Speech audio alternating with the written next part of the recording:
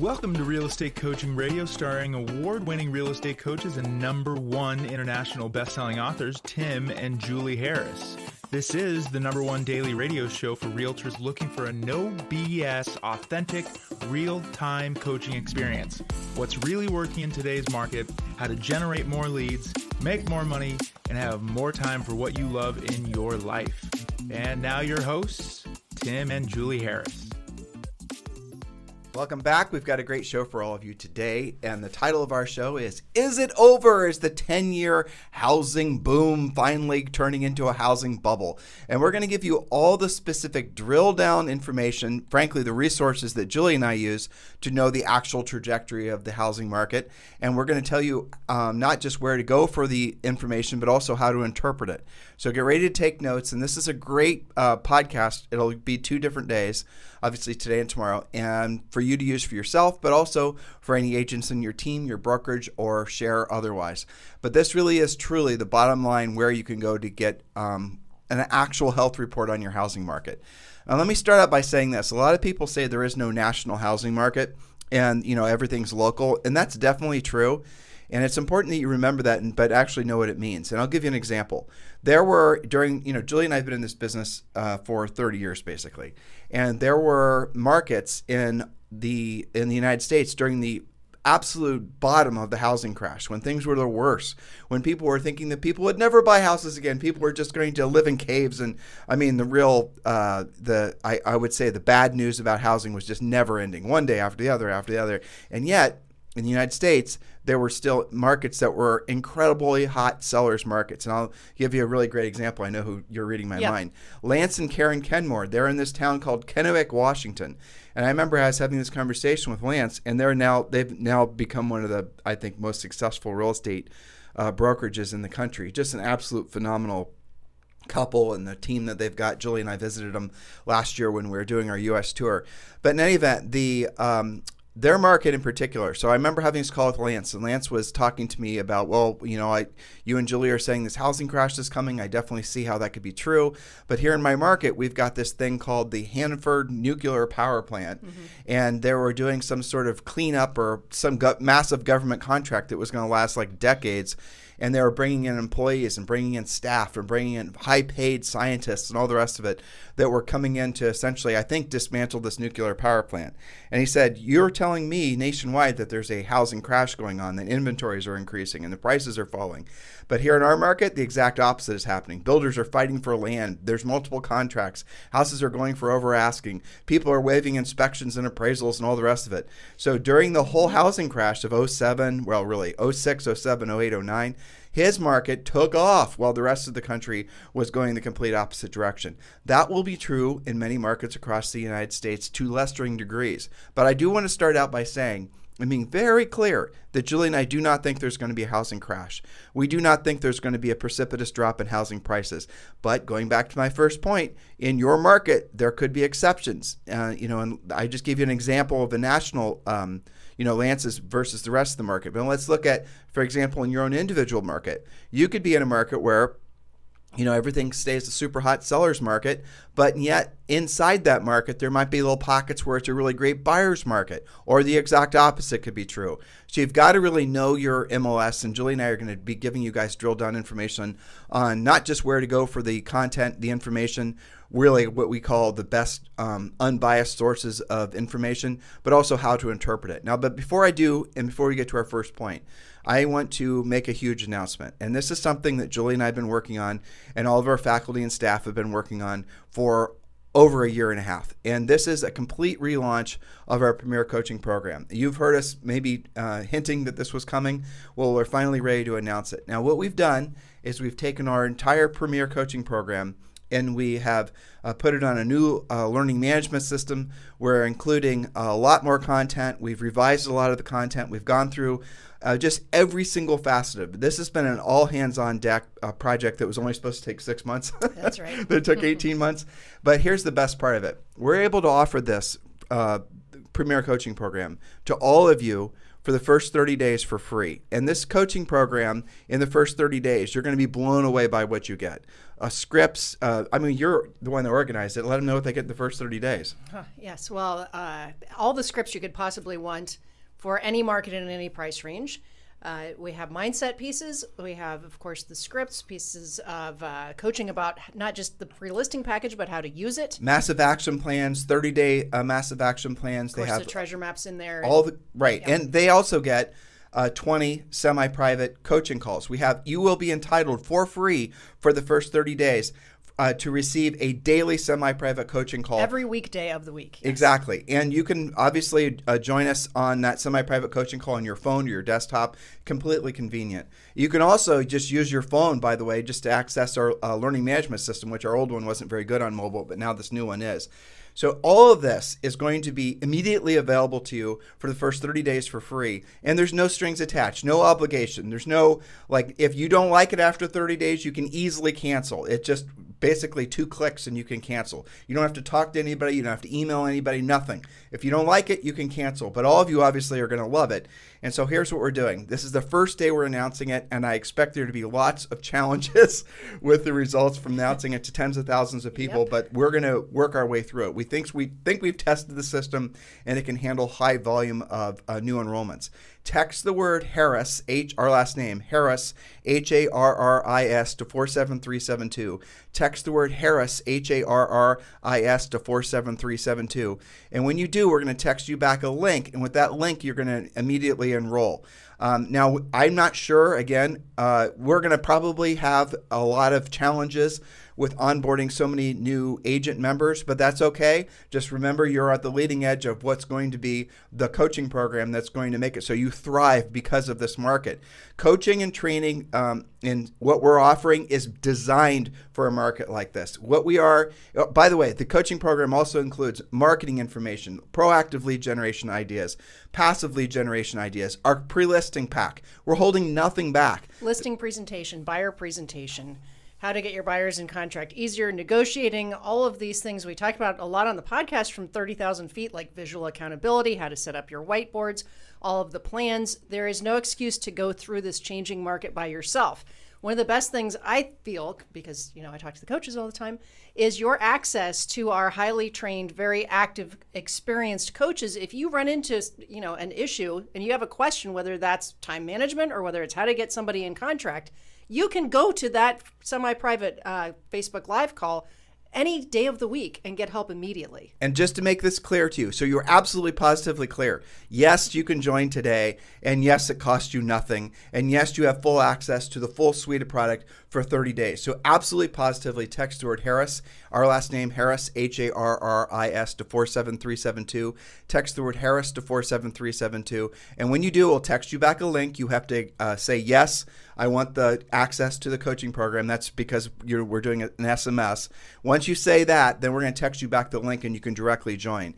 This link is not on our website. It's only available to podcast listeners who text the word Harris to 47372. So please do that urgently, guys. And we are so excited about finally being able to offer this. I mean, seriously, it's been a huge amount of work. Yes, for everyone, really. For everyone. All of our faculty and staff, we've had 4 designers that were working on all this. Just a huge commitment. Well, that's right. And it's not going to be static either. We're going to be adding things all the time so that you will have access to that virtually daily. So pay attention to what's going on. That's right. All right. So we are getting to our topic today.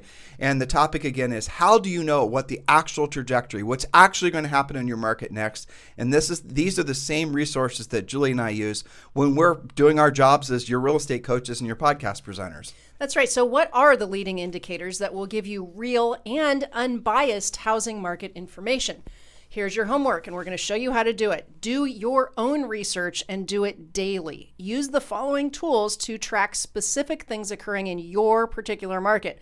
Why daily? Because you'll detect early warning signs and trends and be less likely to believe the drama in the headlines. You'll have more knowledge and confidence. I get that my tracking is daily coaching calls with all of our coaching clients. Well, but Julie, we also use all of these resources. Well, you have your coaching clients actually use these resources, yes, and they give you reports on what's actually happening On in their every markets. call. And then we also have our coaches who are working directly with our Premier Coaching members, also asking their interfaces with their clients to do the same thing. But again, I want you guys to be very clear, and Julie just read it to you, but it's so important. When you're reading real estate headlines, especially news headlines, especially anything on housing, MSNBC, Fox, CNBC, does not matter what their source is. They're using old data.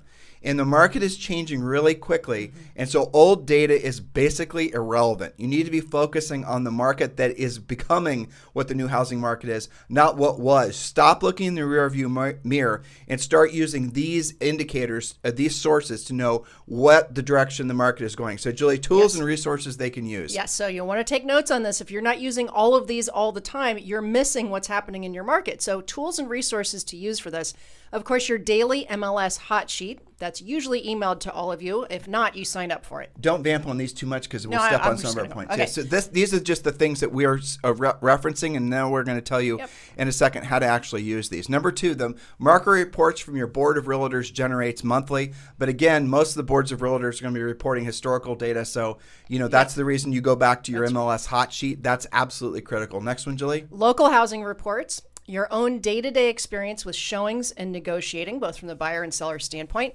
This podcast, of course, will keep you up to date. Premier Coaching, we just mentioned, and top listing agents, because those listing agents have a variety of listings. They're watching showings and activity and offers, so make sure you're friends with them if you're not one of them, even if you are. Okay, so here's a mindset tip. Go ahead, Tim. Well, no, I was just saying, this is basically what we're saying is, again, be very careful. Our mindset tip is the above information sources were forward-looking leading indicators. The news headlines are outdated information. There's usually 60 to 90 days. And I think I mentioned this too. A lot of the headlines that you're going to be reading, I know I'm stepping on a future point, but I'll just repeat it up there. A lot of the headlines that are going to be reading, they're designed to be attention-grabbing clickbait articles. And a lot of them, what they say in the headline and actually what the content of the article is, they're not the same. They don't match. Right. And so what a lot of these copywriters are doing, and this is especially true at the major media outlets, is they will change the subject lines or the titles of the articles throughout the day. And ultimately, the one that sounds the juiciest, that sounds the most salacious, the scariest, is going to get the most clicks. But here's what they also know. 99.9% of everyone does not read past the title of the article and maybe the first line. Now, I'm going to give you guys proof of this. How frequently do you read articles on a website where it'll give you the salacious headline and then they'll summarize what the article is about in 2 or 3 points? In other words, they're going to tell you what to think. Most people don't read past that. Why is that important that you understand that? Because you have to assume that in a market, an economy, and a political, all these things that are happening, virtually everybody has an agenda. And they have an overt agenda that they're trying to make covert. In other words, they're going to have, for example, a lot of the things I'm reading nowadays, which I think are just amazing, is the government doesn't want to take blame at all for the inflation, right? Okay, well, we're not going to be political and talk about whether or not that's the government's fault or, anything else. Whereas the flip side to it is, let's say the more market-driven people are obviously blaming the government, and now they're noticing the government is trying to blame the market, businesses and whatnot. So all this back and forth, if you're believing that, for example, the cost of the prices of things are going up because of greedy business owners, you guys notice that that's a lot of the stuff that's coming out of Washington. Greedy business owners are taking advantage of poor consumers and raising prices on bread and eggs and the rest of it.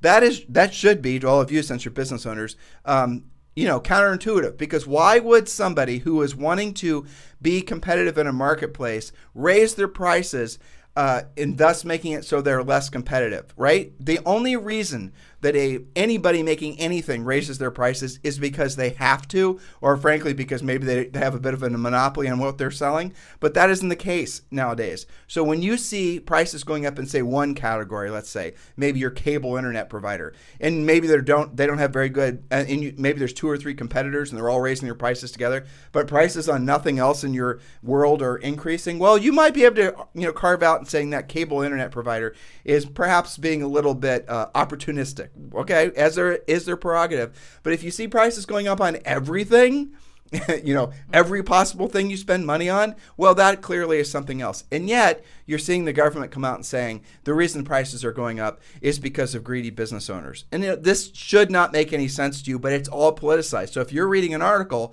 and the article is saying the reason the gas prices are going up or the reason that this is going up or that is going up is not because of inflation or something the government created through essentially creating $10 trillion of new debt since the past 18 months. No. Don't look at that. Let's focus on the fact that these businesses are raising prices. Now the flip side can be said as well.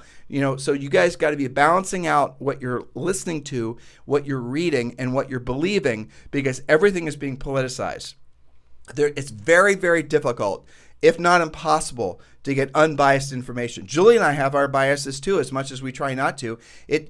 Obviously everyone does. Everyone has their sets of beliefs. So your job is to gather information from both sides, essentially read past the headline and the bullet points that they're wanting you to believe, and be your own best quote unquote expert.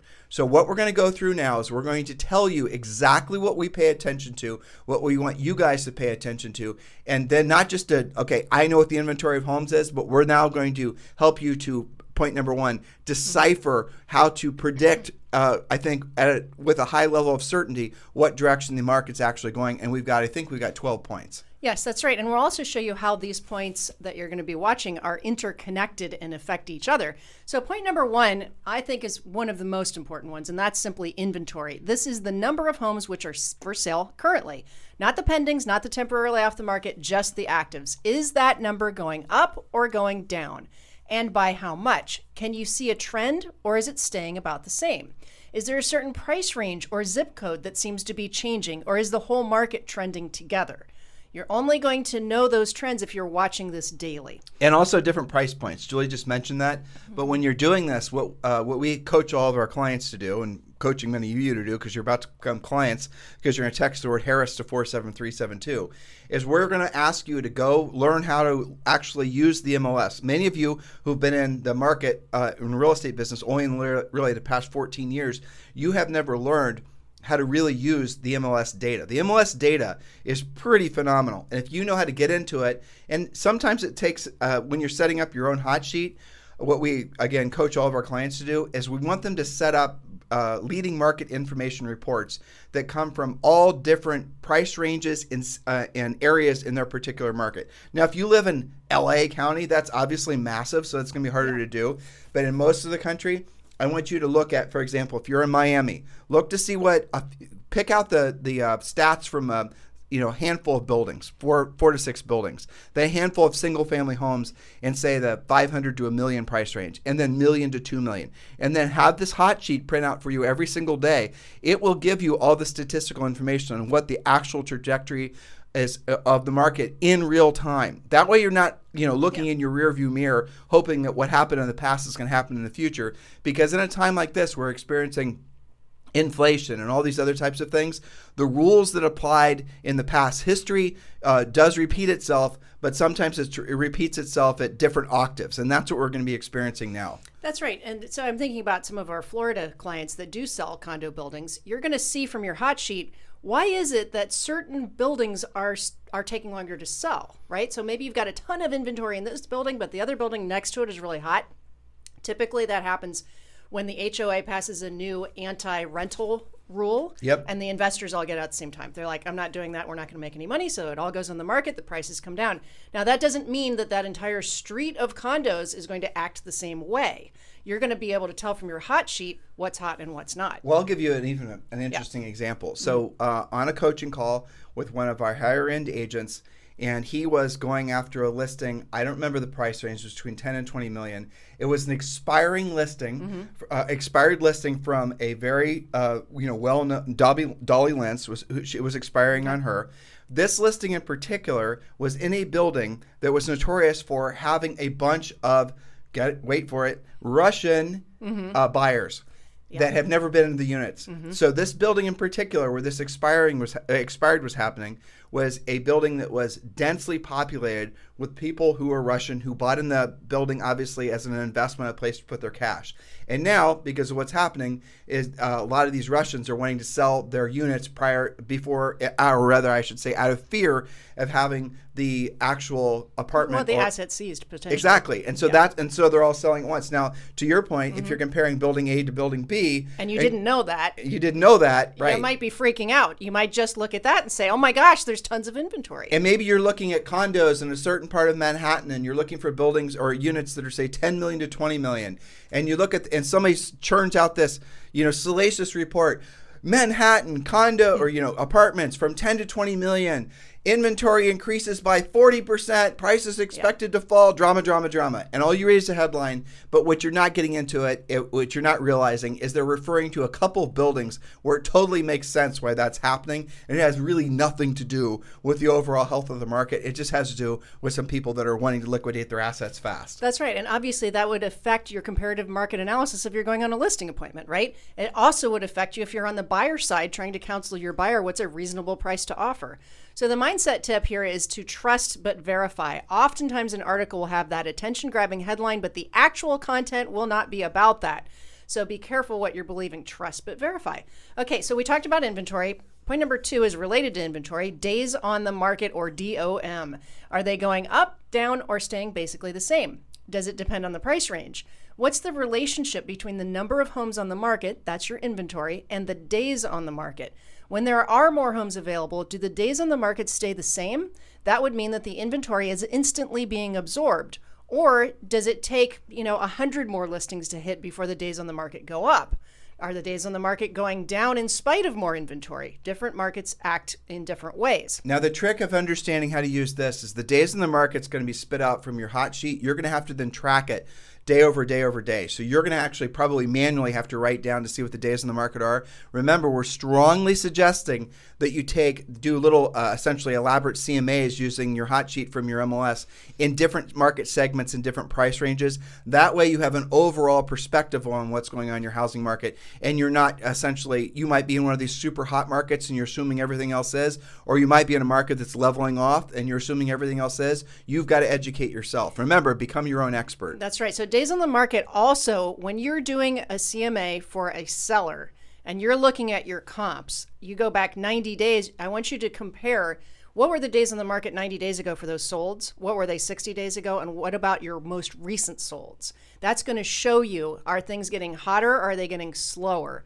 So if today's comps are longer days on the market than 90 days ago, that may indicate that you're maybe not going to sell it this weekend. Maybe it's 3 weekends from now. So next is showings. That's point number 3. There are systems that track the number of showings. Get the data from those data sources. If you or your office has a lot of listings, you can start there.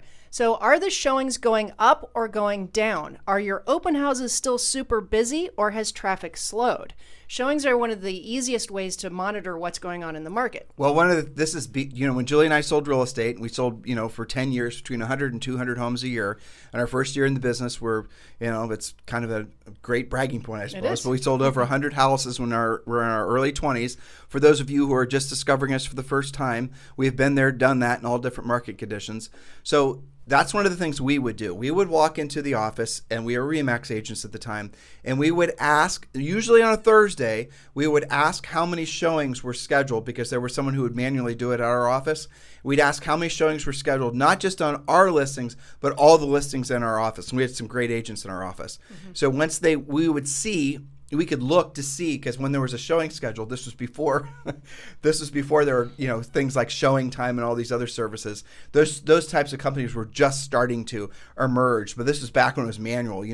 An agent would call our office and talk to Bob, and Bob then would call the seller and get permission from the seller for the agent to show the house at a particular time. That went on a showing slip, and that showing slip went into the agent's mailbox. And so what we would do is we would just look to see how many showings were scheduled going into the weekend. And not just on our listings, but in all the agents' listings in our office. And that would be a killer way for us to know what the trajectory of the market is. If we saw that there were a ton of showings scheduled, but not on our listings, well, we probably have a price, condition, location problem. But if we saw that there were obviously no showings happening, and there were no showings happening on our listings, well, then we'd know it's probably something that was happening that was a forward-looking indicator of the market that was going to come. And we paid constant attention to this. Now, the next point, Julie, I added this one to your notes, but I think it's also interesting. Okay, so point number 4, showings on new listings. The number of showings in the first 7 days, 2 weeks, and 30 days, assuming the house hasn't gone in contract or closed. This information is critical because you're going to learn about the number of new buyers entering into the market. And you'll know, like, immediately entering. So let's say you have a listing and you get 10 showings right away, but no offers. And then you go through the second weekend, 7 days later, and you've only got like 3 showings and still no offers. And then it's quiet. That means there's no new buyers looking in that market for that type of house. Now you're in trouble. Let me give you guys for example so you can make this practical, and I'll just use Julie and I as an example. So Julie and I would have, for example, in a particular area, New Albany Country Club, we'd have, say, 6 listings. And these listings would all be appealing to the same type of buyer. Just making all this up, but 4-bedroom, 2.5 bath, they were all priced between, say, $550 and say $650 or some range that buyers would normally be looking at. And they would all be natural competitors to each other. So what we would do is we'd notice that indeed the same agents were showing, the same buyers agents were showing to their same buyers, we assume, all of those listings. So we get like 6 showings on all of our listings that were all competing. Now what we'd notice is over time, if we didn't get an offer really within the first 2 weeks, we would notice that in the number of showings dramatically drops off. And again, this is stuff that happens in a really changing market when it's shifting into a buyer's market, which we're not experiencing in the country right now, but I'm just giving a foreshadowing what might be coming to a market near you. But then what would happen is there would be almost like another batch of buyers that would get into the marketplace. And then you'd start seeing those dominant buyers agents starting to set up showings again. But one of the things that's important to understand, and again, many of you, I'm going to guess 99.9% of you, have never experienced a real market where there's a balance of supply and demand. No. You have no idea what that's like. Well, when that starts to happen, you have to be that much more skilled with pricing, with getting condition, hopefully to complement the pricing to maybe offset a bad location. All these types of things you have to put into the hopper. But again, watch what the activity is on the new showings, because generally speaking, if you don't have a written verified offer on a property in a market like this, within 10 showings or really about 7 days, you're going to have a problem. You probably have a pricing condition or location problem that's going to need to be addressed. Because after a listing has been on the market, in a market like this for more than maybe 2 or 3 weeks, you're going to stop getting showings because the agents are going to start believing, the market's going to start believing that there's some sort of subjective reason why that property hasn't sold, and the agents just stop showing it. So the same agents, generally speaking, again, you're going to see buyer as a listing agent, you'll quickly know who the dominant buyers agents are. And usually they're the other listing agents because they're getting buyers from their sign calls, as we coach you guys to do. And you'll see these other dominant listing agents are the ones, or their staff is showing your properties over and over again. Well, that's another great source. This is a compliment to point number 4. You can call those buyers agents and you can ask them. And this is feedback, which, again, you guys don't even know what that word means. But, they haven't had to give any. You call the buyer's agents and you ask them directly, why didn't you guys write on the property? What is it that your buyer did like, all the rest of it? Again, this is something that you guys will have to learn how to do as the market starts to adjust, is start to get real proactive information like that so you can help position the house in the market so that it sells for the most amount of money in the least amount of time. But again, showing activity, that is, for those of you from the Midwest, you'll understand this, the canary in the coal mine, right? So if you're from coal mining country, which our grandparents were all involved in that, you will understand what that means. The canary in the coal mine ultimately is the showing activity. That is the leading edge of what's going to happen next. That's so funny you mentioned some of these things that happen in a different kind of market that is like speaking a different language to most of our listeners. Do you remember when listing agents used to call buyer's agents before listing agents would call the buyer agent before the showing to pre-sell the property? Right. Your buyers are going to love this. This is why A, B, C, and D. I mean, how many of you guys have ever done that in this market? Okay, well, this is a blast from not such a distant past, which some of you who have been with us for a long time, you'll remember this. And this is something that we are ready ready to coach you guys to do again. We helped create this philosophy. How about this, guys? A listing agent, normally a buyer's agent writes the offer representing the buyer trying to win the listing. Well, in a market like many markets around the country you might be entering into, you're going to have listing agents that are going to write an offer to a buyer to buy. In other words, you're not going to, as a listing agent, wait around for the buyer's agent to convince the buyer to buy. You're going to write the buyer an offer to sell, opposed to waiting from an offer from the buyer's agent from an offer to buy. Believe it or not, I used that on a coaching call last week. I believe it. Yeah, and remember when I told you a couple of weeks ago, I think maybe this is the edge of something? Yep. It's because of calls like that, which I probably have not talked about that strategy in 14 years. At least 10, yeah, exactly. Well, but why would you do that? As a listing agent, you're going to see a lot of inexperienced buyer's agents. Yes. You're going to see that inexperienced buyer's agent showing that property to that same buyer 2 and 3 times. Well, you have an agent skill set issue. So the buyer's agent, God bless them, does not know how to actually write a contract or actually do their job in helping that buyer write a house. They're not closing them. They're not, closing them is too harsh of a term because really That's you don't true. sell real estate. The real estate sells itself. True. That's definitely true. But the moral of the story is, as a listing agent, you're then going to have to submit to the buyer an offer to buy, opposed to the opposite direction, because that buyer's agent doesn't have the skill set necessarily to get the job done. You guys get it? Well, and that was the exact scenario. This was after not 1, not 2, but 3 showings. So if you go through 3 showings, obviously the buyer is interested, right? So what questions do you still have, which we need to answer for you, which would create a contract? If that doesn't get them to write, then it is okay. And some boards actually have sellers offer to buyer pre-written board-approved contracts. It's just nobody's had to use them for a while, so they don't know to look for it. So yes, always see if there's an existing contract before you write your own. Some places you're not allowed to do that. But the point is that your skill set has to change with the changing market. So here's also a little quick mindset tip. More than ever, now's the time to be media free. Be really careful not to be sucked into negative vortexes of the news. If you find yourself reading an article or consuming content that makes you feel pessimistic or depressed, know that you are being manipulated. And our coaching clients often will come and say, hey, you know what? I saw this headline. What does this even mean? Should I be worried about this? And this is part of what we do in coaching is we dispel some of those myths. We always go to facts like what we're teaching you now. Well, I told this story, and this is, I think, a really good thing to repeat.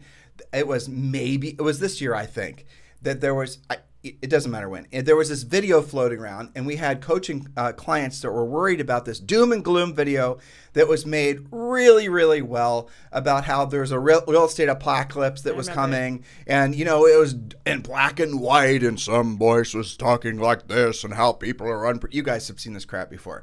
All right, so this video was floating around. Agents were freaking out about it, and not all of them, some of them, and they're asking Julie and I, what the heck is going on? You guys talk about this in your podcast. All right, so here's what I did. I took said video, and I dropped the URL into, I think there's different websites you can go to where you can find out who owns the website, how old the website address is, all that stuff. And, generally speaking, when I do this, what I'll find, especially these yahoos that are coming out of the woodwork, they're trying to sell you guys lists of REO companies and whatnot. I always search the age of the URL, and they just made the website like 2 days ago. And what's going to happen is they're going to sell some agents into whatever product that they're selling, and then they're going to cancel the URL, and it's going to be gone. That happens all the time, especially in changing markets like this. Anyway, so let's get back to this doom and gloom video. I went and watched the video, then I went and caught a whole bunch of BS that was in this video. I then researched what the age of the URL, who owns the URL. I found out the URL was owned by this other company. Well, I thought that was interesting. So then I researched the other company, and then I found out what that other company actually was trying to sell, because the doom and gloom video was designed to scare you, and designed to scare you by somebody who was, guess what, selling prepper items. Prepper items, which have a place in our lives. I'm not saying that they don't, but you're talking about barrels of food and water storage and iodine tablets and, all that stuff. That is what they were doing. So what they were doing is they were running this video on social, and if you reacted to the video by clicking on it or whatever, then they knew that you were susceptible to their hype, and then they were going to start trying to sell you prepper items. Again, I'm not commenting good or bad on their marketing, but that's what was actually going on. Well, that was what was really going on, right, is what you're trying to translate. So that took a lot of research on your part, and you did that for the benefit of our listeners and our coaches. coaching clients. But if you guys are media free, you won't be sucked into those negative vortexes. So just avoid it altogether. Even the smartest, I think most objective, thoughtful person can be easily manipulated through emotions with what's going on Sure, right now. because I remember that video, and I remember these were not just like random people that were typically susceptible, but these were like, you know, a couple friends of ours and coaches and longtime coaching clients. You know, it's okay. It's not okay to believe it all. It's okay to come to us with that question. Why are people more susceptible than that to that sort of thing right now more than ever? The reason is because everything else is in that same frequency right now. Everything is the inflation and politics and, you know, fear. Everything is everywhere you turn. And let's assume that everyone you know is being manipulated into believing things are this way or that way, right? So they're not actually taking the time to be objective about getting their information. They're just believing the hype. So let's just assume that's true. Now, if you do not have really good filters in place, you're going to be susceptible to that as well. So what happens is if you watch a doom and gloom video or read a doom and gloom article or listen to some jackhole that's trying to tell you doom and gloom stuff, then what happens is unless you took the time to say, how do I feel right now? Is this source of information making me feel optimistic, powerful, confident? Is it going to give me the type of information that's going to put me in a position where I can help people, where I can actually be of service to others, where I can make money for myself as a result? Or is this information making me feel fearful where all I want to do is hang out underneath my staircase and waiting for the clouds to clear? 99.9% of all the information that's out there is not going to result in you becoming the best version of yourself. So fact is, guys, you just ought to purge it all. Just stop listening to the media because it is all garbage. That's right. We actually did a podcast about that called The 4 Filters. Is it true? Is it absolutely true? Who am I because I'm believing this crap? And who would I believe if I stopped believing it? Exactly. So, all right, point number 5. These are the things that are real in your market so that you don't have to listen to the media. This is your own market and your own facts. Point number 5. The number of offers on properties. Are there still 10 plus offers on each available home? Or are you the only one bidding? And I've seen more of this being posted online that, oh my gosh, I got my FHA buyer in contract, for example. So this can depend on the price range as well. So don't assume that all facts apply to every neighborhood. But what's happening with the number of offers? If you don't know, ask the agents in your office or your broker who have lots of listings. What are they experiencing and in which price range? I do that on coaching calls all the time when agents say, oh my gosh, I got 40 offers. Well, tell me about the house. And then the next one they say, well, I finally sold house ABC. Well, tell me about that house. They're not the same. So monitor the number of offers on properties. And guys, more than ever now, it's important that you focus all your best energies every day on becoming powerful listing agents. And that is the heart and the soul of what we always coach the agents to do. Yes, we teach you guys how to work with buyers and build your teams and even do marketing, advertising, and branding. That is all part of Premier Coaching. But the real focus of our real estate business, our real estate coaching business, has always been teaching agents how to be listing agents. And here's why. It should be very obvious to you. Because if you're a listing agent, you actually have a business. You have something that produces consistent cash flow. You have something that's duplicatable. You have something that doesn't require you to work nights and weekends. You have a business that is an actual business. Whereas if you're a buyer's agent, you don't really have any sort of consistent anything because of all the ebbs and flows that happens when people are in a heightened emotional state, like right now what's happening. You're going to have a lot of buyers that are going to take themselves out of the market because they're worried about interest rates. A lot of buyers are taking themselves out of the market just because they're fearful, especially with what is going on right now with inflation. Whereas if you have sellers, and listings are the very definition of consistent cash flow, sellers who absolutely positively have to sell, if you have 5 of those, 10 of those are pretty much guaranteed paychecks. Whereas a buyer is pretty much, frankly, at this point, rolling the dice. Focus. You have to work with buyers. You do definitely want to pick up some great buyers along the way. Great buyers. Oh, that's the podcast I need you to write next. Okay. The buyer rules. Yep. So great buyers are always wonderful to work with. Don't work with, as you become a more successful listing agent, we always coach our top agents to work with no more than 2 or 3 great buyers, because at the end of the day, we want you focusing all your best energies on working with sellers. Working with sellers, no matter what happens in the market, no matter what happens with inventory, interest rates, or anything else, if you're a powerful listing agent, you'll be right as rain. If you're a powerful listing agent, you're going to have unbelievably good profit margins in your business. If you're a powerful listing agent, when you're a powerful listing agent, You are going to actually be able to build your business at hyper speeds because of this market. Whereas, frankly, before, sellers were not that careful about who they listed the house with because they knew the house was going to sell itself with competing offers. Now, because they're fearful that that's not going to happen, they're becoming very, very careful who they list with. So the branding and the marketing and the fakery that's been out there in the marketplace for the last really 14 years, that's all going to wash out and be replaced with agents that have actual skill sets. Don't you intuitively know what I'm saying is true? I mean, think about this. If you had to choose, Julie just had some dental work done, right? If you had to choose a dentist and someone to do great dental work, are you going to basically hire someone based on their TikTok videos or based on their social presence? No, you're actually going to choose somebody who A, you know who's done a great job for you in the past, or B, is a referral from a trusted friend or advisor. And statistically, if you're not falling into one of those buckets, especially in a market like this, you're not going to be making any money because people aren't going to be focusing on using you. The whole era, this trend of fakery, and that's really what it is. And this last mindset point, Julie, I think is really summarizing. We'll do number 6. Yep. And then Julie's going to give you a mindset point. This whole era of fakery is going to be seen for what it is. Fake experts, fake influencers, people, all this stuff is washing out of the market right now. And those who have the mindset to get the skill set, or those who have the skill set, are going to start dominating. Point number 6. Point number 6, watch your builder inventory. Are the builders starting to advertise again? I'm already seeing that in many different markets. Do they have inventory homes that aren't in contract? Those are otherwise known as spec homes, which are available now to either buy or complete the build. So builder inventory, I'll give you 3 examples from different parts of the country. San Antonio, Texas has tons of builder inventory between 350 and 450,000. You can absolutely buy there a beautiful new home in that price range, 3 or 4 bedrooms. San Antonio is awesome. It is, and it's a beautiful, and I think that's Lennar there if you're listening from San Antonio. I just sent a coaching client their list.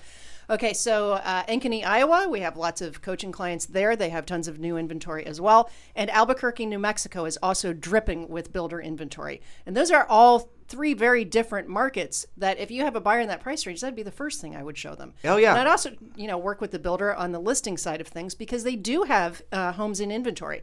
But if you have been in a market where, yes, there's new construction, but the builders have had a waiting list or they have stopped paying buyer side commissions, well, that's an indication that it's been really hot because they haven't had much to sell. When you start to see them advertising again and paying commissions again and talking about inventory houses and maybe even putting a bonus on some of them if they close by the end of the month, then you know something is happening. And we're going to do more. Day 2 on this same topic is tomorrow. Julie's talking about working with builders. We did it was very well received. One of our biggest downloaded podcasts so far this year on the 20 different hidden sources of homes for sale. I think builders was like number 17. Definitely. Got to go back and listen to that podcast. If you're reading you can find it on iTunes, on Stitcher, on Spotify. I put a link actually directly to that past podcast you can go and consume. But also want to thank all of you who've given us 5-star reviews on iTunes and on Spotify. The problem is that a lot of times you guys didn't use your real names, and we want to thank you by giving you a signed copy of our book. So if you gave us a review on iTunes and on Spotify, Julie and I would love to send you an autographed copy of our best-selling book called Harris Rules. So please email Tom, T-O-M, at timandjulieharris.com. Email Tom, T-O-M, at timandjulieharris.com, and our names are spelled out TIMANDJULIEHARRIS.com. Because again, we were running a contest and our staff was voting on who had, basically agents who were writing us the best 5-star reviews.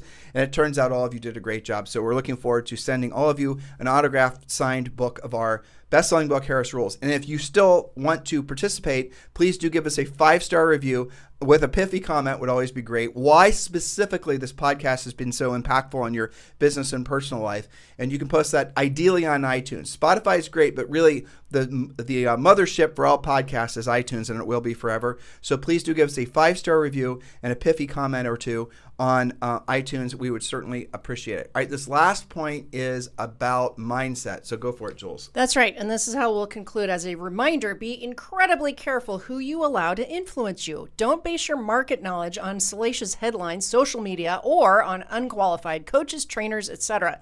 Remember that 99.9% of all active agents, including coaches and trainers, have only sold real estate in market conditions that did not require higher level skills.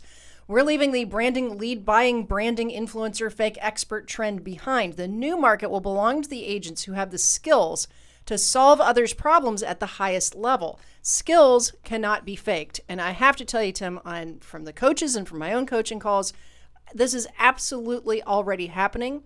And one of the earliest trends that I've seen, we're going through agent and broker trends to watch. I have my own list of coaching, things that I watch, is the level of excitement of experienced agents. It's absolutely through the roof. I think that's an early warning sign to people who are not skilled. Well, you and I have been doing this, frankly, for so long. We're, top producing agents, and we're now, some people consider us the nation's, number one real estate coaches. And this is this podcast is downloaded and listened to more than any other daily podcast for real estate agents in at least the United States. And we've been doing it for so long. We've been in contact with millions of people, and it is absolutely true what you just said.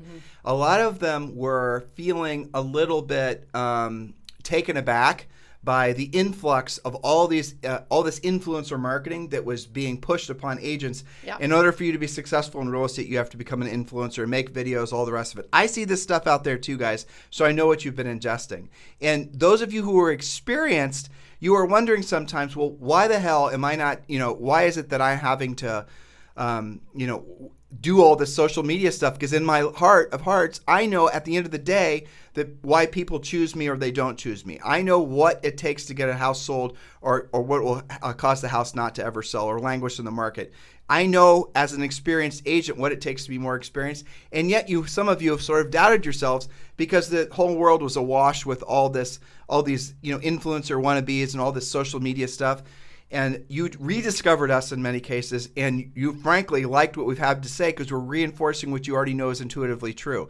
I'm not worried about you guys because the fact is what we're saying is true. What causes me genuine fear, and Julie and I talk about this a lot, are all the agents that have only been in the business during this big mega trend of some of the things we rattled off. You guys don't know what we're telling you is true. And what is unfortunately going to happen, no matter how hard we try, is you're not going to take action fast enough on what we're saying, and you're unfortunately going to fail. And we've seen this before. This is arguably Julie and I's fourth major market gyration, but we do believe this is going to be the biggest of all of them. We do believe that what we're going to be experiencing going forward, and we've talked about this in this podcast, is going to change certainly the economy, but society on a whole going forward. And we do believe during the period of change, there's going to be a lot of opportunities to help people, a lot of opportunities to build skill sets so you can be of high level of service to people. But we also do believe there are a lot of agents are not going to be ready to learn and be ready to listen to what we're saying. And as a result of that, they're going to suffer needlessly. So I know, Julie and I know, all of our coaches and our faculty and our staff know that we are really only going to be appealing to a handful of people who are really, and by handful, it's tens of thousands, but still it's a handful considering there's 1.6 or 7 million agents. But we know that for those of you who are listening to us and taking action on what we're saying, you're about to experience higher levels of success than you can maybe even emotionally grasp. Honestly. I know. I had an interesting conversation last week. Many interesting conversations, but with a couple of coaching clients about why they were trying to figure out, as newer listing agents, like they've got their skills together and they're just now starting to see the benefits of building listing inventory, not just going from a listing to a listing to a listing in 24 hours or whatever. But we were talking about the incredible benefit to having 30 or 60 days on the market, which seems really counterintuitive to almost all of our listeners because, oh my gosh, I'm going to have to talk to the seller for 3 weekends in a row while their house hasn't sold. You're focusing on the wrong thing if that's what you're focused on. By the way, we have a complete seller communication system that's included with Premier Coaching, telling you exactly what you should be doing pretty much every single day while you have that listing active. So not only does the seller love you, not only do you get the listing sold, but they also are sending you referrals. I'm going to give you guys an old secret, but it's kind of funny. The secret to being a successful listing agent, boy, I haven't said this dumb joke in forever. I know. The secret to being a successful listing agent is having the listing when it sells. And that's going to be something that some of you who are listening to us now, you're feeling motivated, you're feeling excited, but you're going to then, as soon as you're done here, what are you going to do? You're going to rip out some TikTok video or some YouTube video, hoping and praying that somehow that's going to bring you business. Our message is going to be rattling around the back of your head. And what's going to happen, and this is what I was referring to a second ago, is a month from now, when that seller decides to cancel the listing with you and list with somebody else, then you're going to suffer. And we don't want you to do that. That is what we have. And I don't want to get dramatic, nor do I want to get emotional with some of the stories and some of the experiences that we had over especially the last major market downturn. The worst of, again, I don't want to talk about it, but maybe we will on a future podcast. The real problem is going to happen because people are ill-equipped to deal with change in their personal lives and their business lives. Both agents and your clients. Right, and you're starting to see that. Julie and I see that with coaching clients. We see that with, you'll see people that start to have not just financial problems, marital problems, health problems, psychological problems. You're going to see people start to manifest all kinds of horribleness in their lives. Why? Because they are so rattled because of the changes that are going to be happening in the economy. Because they're not being aware of the fact that there are changes happening. It is subconsciously, you're absorbing all this negative headlines. You're feeling under constant stress. You're not sleeping well. You're probably drinking. All these things start to happen. And then all of a sudden, people who have relatively predictable, good, stable lives, they're now bringing into their lives all these things that are going to destroy all the things that they've created. We have seen that happen. And the reason it happens is because they're not being introspective about some of the points that Julie and I made. The primary one being filtering who you're listening to, what you're listening to. They're allowing their mindsets and their future potential to be taken over by people who have not your best interests in mind. And you've got to decide whether or not you're going to be going down that road. Because again, we have seen the downside of humanity during times of change, and we have seen how quickly the wheels come off the wagon. That is starting to happen now 100%. So you have to make a decision. Do you want to be somebody who's going to make this become more successful than you've ever been because of this market? Or are you going to be somebody who has, that's number one, or are you going to be somebody who just waits for the clouds to clear, hoping and praying that it goes back to the way it was? That's number two. Or are you going to be number three, somebody who just decides to check out? Emotionally, financially, you just get out. You're just done. Which one of those are you going to be in? Because you have to choose. You can't be in, all three of those groups. You have to be in the people that are going to lead the way, the people that are going to procrastinate and hope and pray that things that return to normal, which eventually results in them either jumping into the first group or they fall to the third group, which are the agents that just quickly fail. Which of the three groups are you going to be in? You have to decide. And one of the ways you know whether or not you're actually in alignment with being part of the first group is whether you're learning things that people will put value on, because those things that you're learning are going to help them solve problems. And I've got news for you. Most of what you've been told to do in your real estate business does not put you in that first category. It's going to make you double down on what you've been doing over the past 10 years, and it's going to keep you in that second category, and it's going to cause you to fall. And I'll give you a really good example. After the last real estate crash, we started being inundated with people who had big teams and brokerages who wanted to know what the hell to do because their profit had gone away and they're basically going out of business. They knew what we were going to say. They had listened to our podcast. They had read our books. Some of them were even coaching clients. They were referrals from other people and just the rest of it. You guys got to go to Tim and Julie Harris's finishing school, right? You got to learn how to get your money right, learn how to get your business right. And then our coaching business took off. That is starting to happen now. The same cycle is happening because people procrastinate making changes. Do not procrastinate. You're going to have to make these changes anyway. It's inevitable. So please get ahead of it. Don't wait for what we're telling you to prove out. Take action on this now. So this is part one. We're going to get to part two tomorrow. Your homework is to join our Premier Coaching program.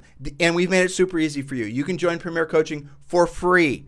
And all you've got to do is text the word Harris, Harris, to 47372. Text the word Harris to 47372. Remember, message and data rates may apply. So, guys, we'll pick up where we left off today, tomorrow. In the meantime, thank you sincerely for keeping this the number one listened to daily podcast for real estate professionals in at least the United States. Have a fantastic day.